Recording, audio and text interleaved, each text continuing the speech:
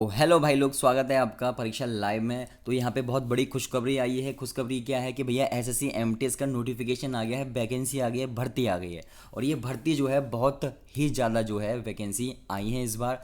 तो देखने को क्या क्या मिलने वाला है इस वीडियो में मैं आपको बता दूं। तो एज लिमिट क्या रहने वाली है सब जानेंगे हम। क्वालिफिकेशन क्या रहने वाली है इस फॉर्म को भरने के लिए वो भी जानेंगे हम। कितनी पोस्ट हैं वो भी जानेंगे हम, और क्या क्या पोस्ट हैं वो भी जानेंगे हम। और इस वीडियो में कितनी फ़ीस है वो भी जानेंगे, और इसका सिलेबस क्या है, कैसे तैयारी करनी है, सब कुछ जो है हम इस वीडियो में जानने वाले हैं। तो चलिए वीडियो को शुरू करते हैं और देखते हैं इसका ऑफिशियल नोटिफिकेशन। अगर ऑफिशियल नोटिफिकेशन की यहाँ मैं बात करूँ, आपको अच्छे से दिख रहा होगा कौन कौन सी पोस्ट आपको यहाँ देखने को मिलने वाली है। तो एमटीएस की भैया नॉन टेक्निकल स्टाफ की आपको यहाँ पोस्ट मिलने वाली है, और यहाँ पे हवलदार बनने का मौका मिलने वाला है। ये सेना में अगर आप हवलदार बनने का आपका सपना है तो ये यहाँ पे साकार होने वाला है, पूरा होने वाला है एमटीएस के थ्रू। क्लियर है। अब यहाँ पे जान लेते हैं कि कौन कौन सी आपकी डेट्स हैं जो आपको याद रखनी है फॉर्म फिल करने के लिए। तो भैया फॉर्म जो है स्टार्ट हो चुका है 22 मार्च से फिल करना। अगर फॉर्म नहीं फिल किया है, अभी स्टार्ट नहीं किया है, क्योंकि अभी तो आप ये नोटिफिकेशन आया ही है, तो 2-4 दिन वेट कीजिएगा, उसके बाद फॉर्म को फिल कीजिए। क्योंकि जब ऑनलाइन फॉर्म स्टार्ट होता है थोड़े से एरर्स होते हैं, तो थोड़ा वेट कीजिएगा। चलिए लास्ट डेट की बात करूँ, लास्ट डेट क्या है भैया? 30 अप्रैल जो है लास्ट डेट इसकी अंतिम तारीख है फॉर्म को अप्लाई करने की। ठीक है। Last date of making online payment, कब तक आप ऑनलाइन पेमेंट कर सकते हो भैया? 2/5 तक आप, यानी 2 मई तक ऑनलाइन पेमेंट इसकी कर सकते हो, कोई दिक्कत नहीं रहने वाली है। चलिए आगे चलते हैं, आगे कौन कौन सी डेट्स आपको जो है ध्यान रखने वाली हैं। तो last date of generation of offline चालान, अगर आप चालान से फॉर्म जो है फीस जमा करना चाहते हो तो 3 तारीख तक जो है आप, लास्ट डेट है आपको फॉर्म का चालान जो है डाउनलोड करने की। और चालान जमा करने की, जो बैंक में आप चालान जमा करते हो जाके, तो 4 तारीख तक यानी 4 मई तक जो है आप जमा कर सकते हो, कोई दिक्कत जो है नहीं रहने वाली है। ठीक है। साथ में यहाँ पे एसएससी जो है इस बार कुछ नया दे रही है। वो देती है कि अगर आपके फॉर्म में कुछ गलती हो गई है तो उस गलती को आप सुधार सकते हो। जी हाँ, उस गलती को आप सुधार सकते हो। तो सुधारने की यहाँ पर तारीख दे रखी है 5 मई से 9 मई तक। आप जो है अपनी गलती के, जो फॉर्म में गलती हो जाती है भरते हुए, उसको सुधार सकते हो। लेकिन इसके लिए जो है एसएससी आपसे कुछ चार्ज लेती है, तो वो चार्ज जो है आपको यहाँ पे देना पड़ेगा। चलिए ये बात हो गई। अब बात करते हैं यहाँ पे कि फर्स्ट पेपर की डेट क्या रहने वाली है। तो डेट रहने वाली है जुलाई 2022, यानी जुलाई 2022 में जो है इसका एग्ज़ाम होने वाला है। ठीक है। तो अब से जो है यहाँ पे 3-4 महीने के आसपास हैं, तो आप आराम से इसकी तैयारी कर सकते हो, कोई दिक्कत आपको नहीं रहने वाली है। चलिए और जानते हैं और क्या क्या जो है हमें इस बार ध्यान रखने वाली चीज़ें हैं इसमें। तो यहाँ पे मैं अगर बात करूँ वैकेंसी की, तो वैकेंसी की यहाँ बात कर ली जाए तो वैकेंसी कितनी रहने वाली है। तो एमटीएस की वैकेंसी का कहा है कि हम बाद में बताएंगे, लेकिन हवलदार की जो वैकेंसी है वो साफ साफ इन्होंने कह दिया है कि 3603 वैकेंसी हैं किसकी? हवलदार की। अगर हवलदार बनना चाहते हैं तो बहुत अच्छा जो है आपको यहाँ पे मौका मिलने वाला है। चलिए और जानते हैं, बिल्कुल शॉर्ट में बताऊंगा, जो जो मेन काम की चीज़ें हैं वही बताऊंगा। ठीक है। वीडियो को बिल्कुल भी लंबा करने की कोशिश नहीं करूंगा, जिससे आप अच्छे से अच्छी इन्फॉर्मेशन जो है कम समय में पा सकें। चलिए, तो यहाँ पे कुछ रूल्स होते हैं कि आप जो है सिटीजनशिप जो है आप किसकी होनी चाहिए, सिटीजनशिप जो है इंडिया की होनी चाहिए। खैर ये तो सब आपके काम की नहीं है। एज लिमिट की बात करें तो एज जो है आपकी कब की रहनी चाहिए? एज रहनी चाहिए आपकी 1 जनवरी 2022 को। 1 जनवरी 2022 से आपकी 18 से 25 साल के आप होने चाहिए। कितने? 18 से 25 साल के आप होने चाहिए। और ये किसके लिए? ये है आपके एमटीएस के लिए। अगर आप हवलदार की बात करूँ तो हवलदार के लिए यहाँ पे जो एज लिमिट है वो है 18 से 27। 18 से 27 साल जो है आपके बीच में एज रहनी चाहिए। क्लियर है सबको? चलिए आगे चलते हैं। तो अगर हम आगे बात करें तो यहाँ पर कुछ जो है अपर एज चले जाते हैं, यानी एज लिमिट जो है उनकी क्रॉस हो जाती है, तो SC ST को जो छूट मिलती है वो वहाँ पे दी हुई है, इसमें कोई इशू नहीं है, वो गवर्नमेंट की तरफ से दी ही जाती हैं। चलिए आगे चलते हैं। जो जो मेन मेन काम की चीज़ें हैं वो हम जानते हैं इसमें।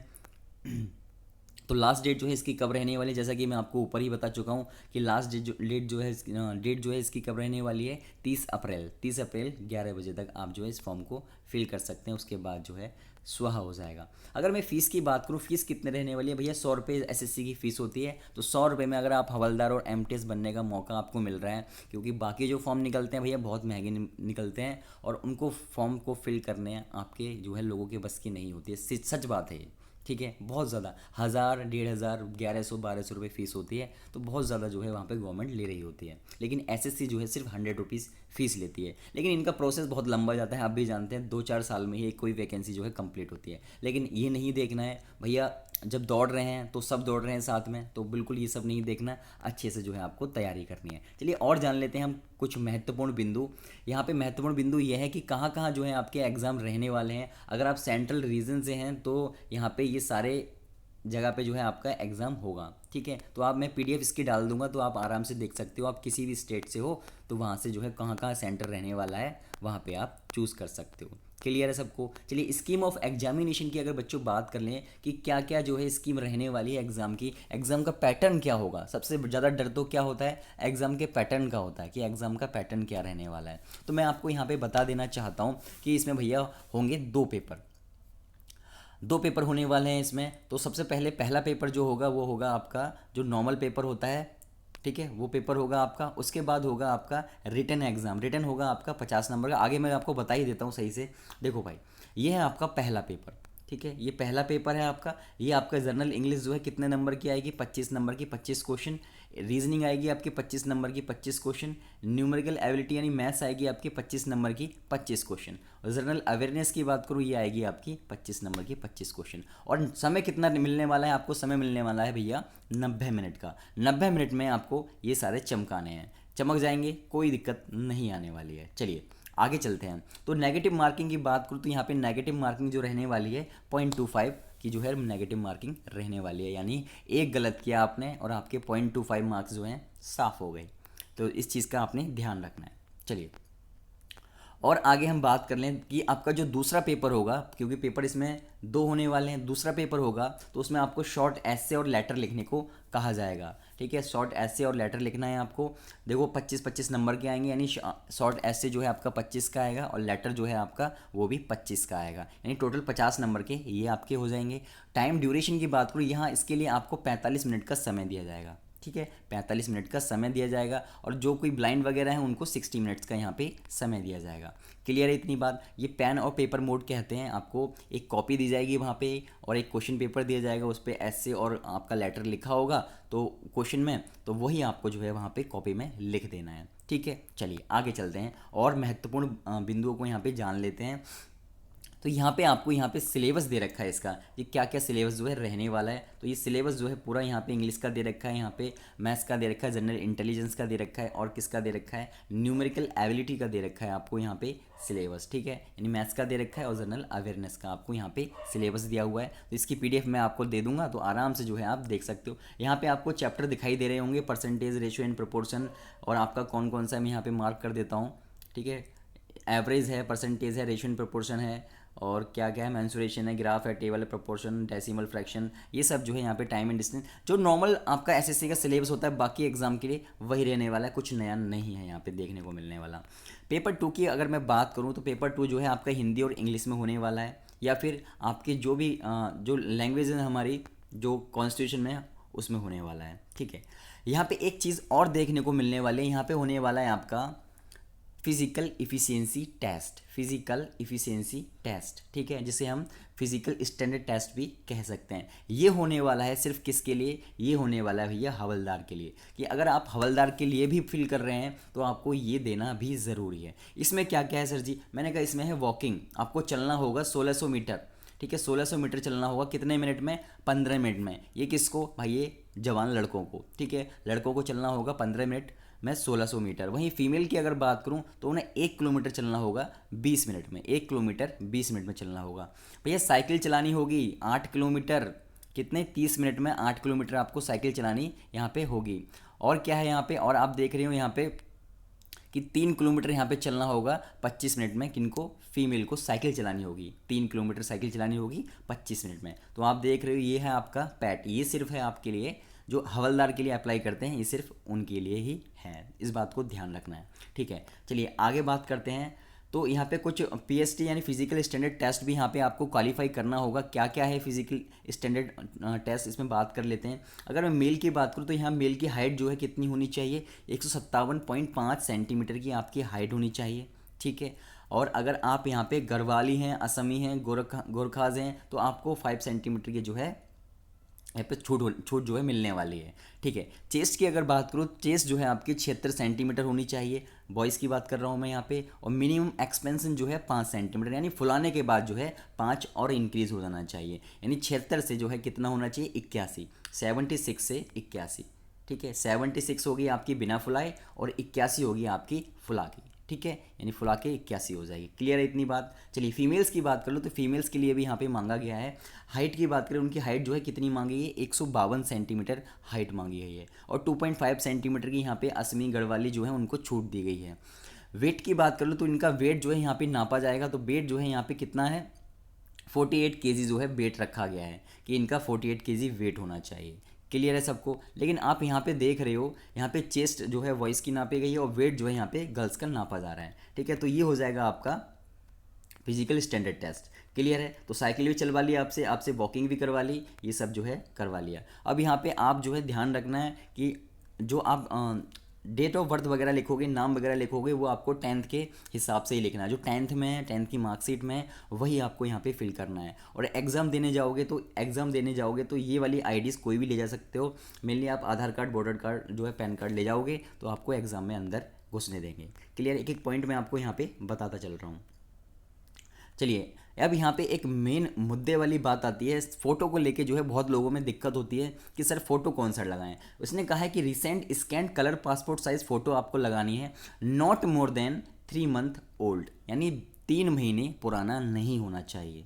ठीक है, डायमेंशन है इसका 3.5 सेंटीमीटर इंटू 4.5 सेंटीमीटर इसका डायमेंशन रहने वाला है। और 20 केबी से 50 केबी जो है इसका साइज़ रहने वाला है।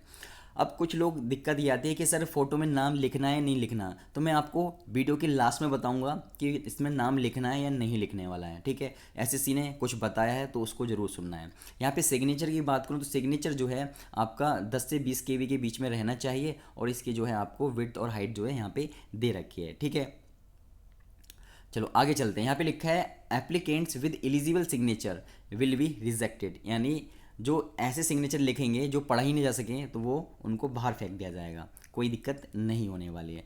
तो चलिए और आगे महत्वपूर्ण बिंदुओं को बात कर लेते हैं। और चलो चलो चलो जो देखो ये मेन मुद्दे वाली बात है। यहाँ पे स्पेसिमेन ऑफ फोटोग्राफ यहाँ पे दिया हुआ है बच्चों, तो इस चीज़ को ध्यान रखना है आपने कि फ़ोटो कैसी लगानी है। फ़ोटो आपको ऐसी लगानी है, कैसी, ऐसी फ़ोटो आपको लगानी है। ठीक है, इस बात को ध्यान रखना, फ़ोटो आपकी ऐसी होनी चाहिए। तो कुछ लोगों में यहाँ पे डाउट रहते हैं कि सर जी यहाँ डेट लिखनी है क्या। मैंने कहा डेट नहीं लिखनी है, डेट नहीं लिखनी है। ठीक है, फ़ोटो में अब डेट नहीं लिखनी है। अगर आपका साइबर कैफ़े वाला कहता है कि डेट लिखनी है तो उससे मना करना कि डेट नहीं लिखनी है, क्योंकि ये एसएससी की नोटिफिकेशन में है ये कि आपको जो फ़ोटो लगानी है वो ऐसी वाली लगानी है। ठीक है, कैसी वाली, ऐसी वाली फ़ोटो लगानी है। ठीक है, किस बातों का ध्यान रखना है आपने कि फ़ोटो आपकी कैसी नहीं होनी चाहिए भैया, फ़ोटो आपकी ऐसी एक्स्ट्रा कलर वाली, फिल्टर वाली नहीं होनी चाहिए लड़कियों की तरह। ठीक है, और किस बात का ध्यान रखना है, फ़ोटो आपकी ऐसी आधी नहीं होनी चाहिए बहुत पास में, और विद हैट और कैप जो है बना के लगा देते हैं। अरे बहुत महानुभाव लोग होते हैं वो लगा भी देते हैं। ठीक है, वो 20-30 रुपये बचाने के चक्कर में अपना जो है करियर बर्बाद कर देते हैं। इन्वर्टेड नहीं होनी चाहिए, यानी और ब्लर्ड नहीं होनी चाहिए फ़ोटो, इस बात को ध्यान रखना है। ज़्यादा डार्क नहीं होनी चाहिए, फ़ोटो उल्टी नहीं होनी चाहिए। अरे वाह, देखो यहाँ पे सेल्फी नहीं होनी चाहिए। ठीक है, सेल्फी नहीं होनी चाहिए, इस बात का ध्यान रखना है। तो सेल्फीज़ को अवॉइड करो। ठीक है, फेस में इधर उधर आप देख रहे हो तो फेस ऐसा भी नहीं होनी चाहिए कि आप जो है इधर उधर देख रहे हो। ठीक है, ऐसा भी नहीं होना चाहिए और ज़्यादा छोटी भी नहीं होनी चाहिए। तो मेनली जो फ़ोटो है आपकी कैसी होनी चाहिए, फ़ोटो है भैया ऐसी होनी चाहिए, बस बात ख़त्म। ठीक है, बिना डेट की होनी चाहिए और ऐसी फ़ोटो होनी चाहिए। तो ये भी आपका जो डाउट है यहाँ पे क्लियर हो गया होगा। अब सेकंड पेपर की कौन कौन सी भाषा में हम सेकंड पेपर को लिख सकते हैं, ये लोगों में बहुत कन्फ्यूज़न होती है। तो मैं आपको सीधी सिंपल भाषा में बताना चाहूँगा कि भैया यहाँ पे भाषा दे दी हैं कि कौन कौन सी भाषा में रहने वाला है। तो हिंदी में, इंग्लिश में, असमी में, बंगाली, बोडो, डोगरी, गुजराती, कन्नड़, कश्मीरी, कोंकणी, यानी बहुत सारी भाषाएँ यहाँ पे दे दी हैं।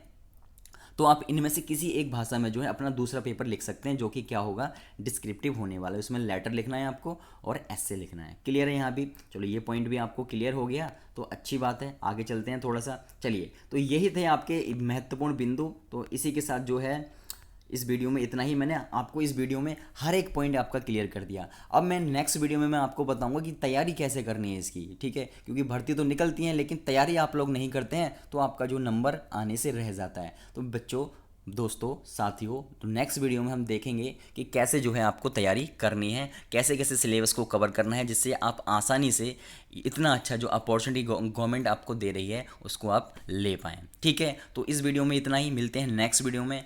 और कोई भी अगर आपका डाउट है तो वीडियो के नीचे कमेंट जरूर कीजिएगा, जिससे मैं आपके सारे डाउट जो है क्लियर कर पाऊँ। अगर वीडियो अच्छी लगी तो वीडियो को लाइक ज़रूर कर दें और साथ ही अपने फ्रेंड्स के साथ ज़रूर शेयर करें। तो दोस्तों, थैंक यू सो मच इस वीडियो को देखने के लिए। मिलते हैं नेक्स्ट वीडियो में। तो नेक्स्ट वीडियो में मिलेंगे और सारा जो है जितना भी रह गया है अपडेट करने का, वो सारा आपको अपडेट कर दूंगा, जिससे आपका कोई भी कन्फ्यूज़न नहीं होगी, कोई भी गलती जो है नहीं होने वाली है। तो थैंक यू सो मच इस वीडियो में बने रहने के लिए।